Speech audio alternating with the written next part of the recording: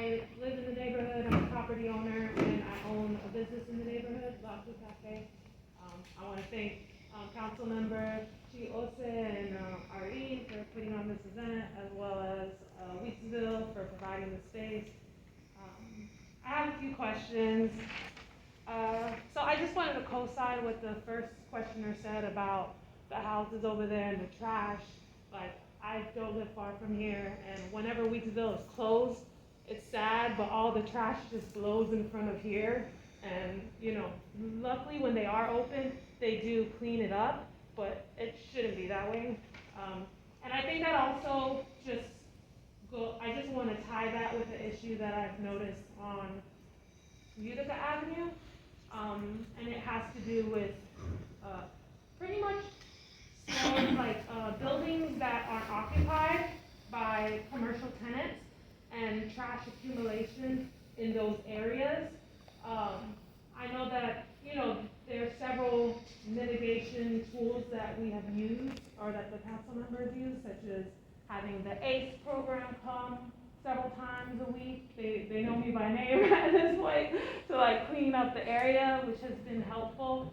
But I don't get the sense that anybody's getting fined for these things, because I've walked into businesses and I've told them hey, you should clean up in front of your space. My understanding is that is the businesses or building owners' responsibility, and they've said no, people come and clean it.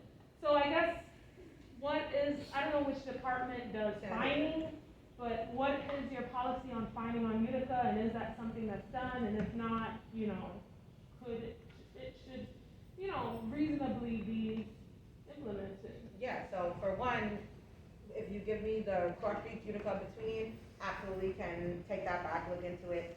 We do absolutely do enforcement. We have commercial routing times as well as residential routing times, and not just exclusive to Utica, but citywide, it is the property owner's responsibility to maintain their sidewalks up to 18 inches into the street. So that is for everyone across the board, whether it's homeowners, property owners, the commercial establishments, etc. Now, for residents, the routing times are fixed, so it's the same times every day, but for commercial establishments, it does vary depending on where they are. And those are the two time periods that our enforcement agents or our supervisors are able to issue summonses specifically for not maintaining that area.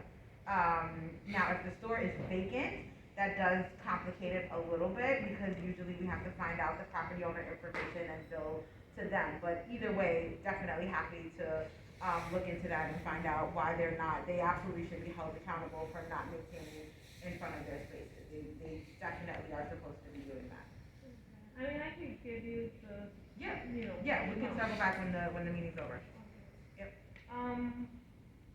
The other question that I had, this is a more general question, all of us have been to lots of different neighborhoods in New York City, and some neighborhoods just are a lot more pristine looking than others.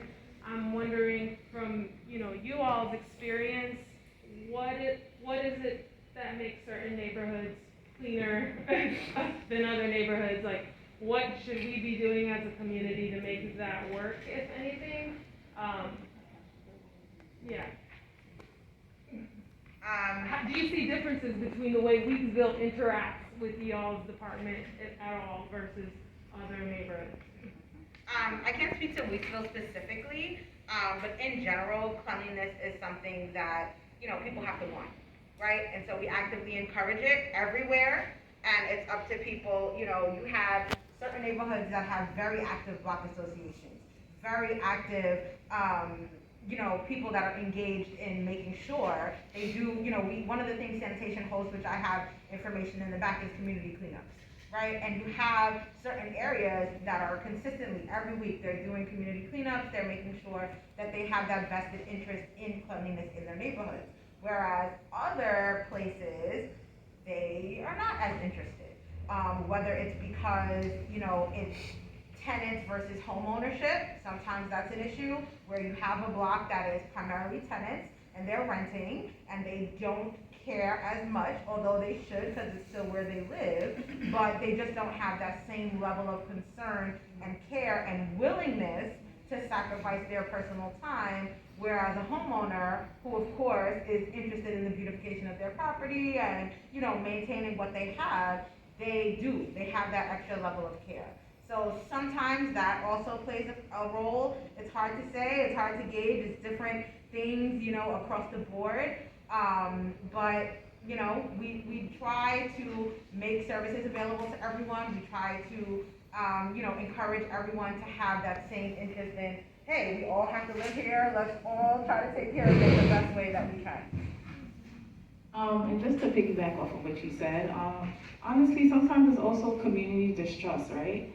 Systemically, there's always that neighborhood that feels like they've always been neglected. So if you've had a community member living in the same community for 30, 40 years, right, and they haven't seen anything change, of course they're gonna be hesitant to file a 301 report or go to the elected official and make a complaint, because they feel like, what's the point of going and complaining about the same situation and nothing is gonna change? So I feel like, as we have new people migrating and living in our communities, we need to be leaders and actually speak on the issues that we see wrong when we go through our neighborhoods every day, so that the people that have been living there for decades upon decades, when they see that, the younger people are coming in and they're being active and they're trying to change things, they can also kind of like join together and take ownership in their community to see a change, It's not always complaining. Like, as you see, we're holding a town hall here, right? Right. So as electeds change, they're trying, but it's one thing to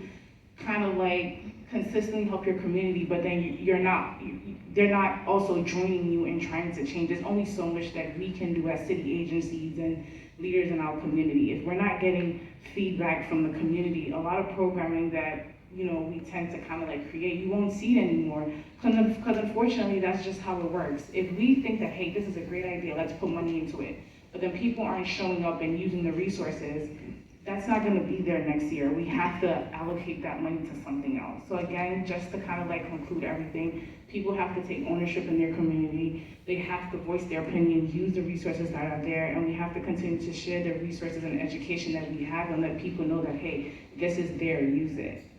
And I just want to lift that for a second. And I mean, like, look around the room right now. We have a lot of city agencies here that have answers to our questions. And we did a lot of promotion through our office, through emails, through press, through social media, through flyers. And at a certain point, we need the community to want to see change. And I obviously understand that there is some jadedness that the community may have with government.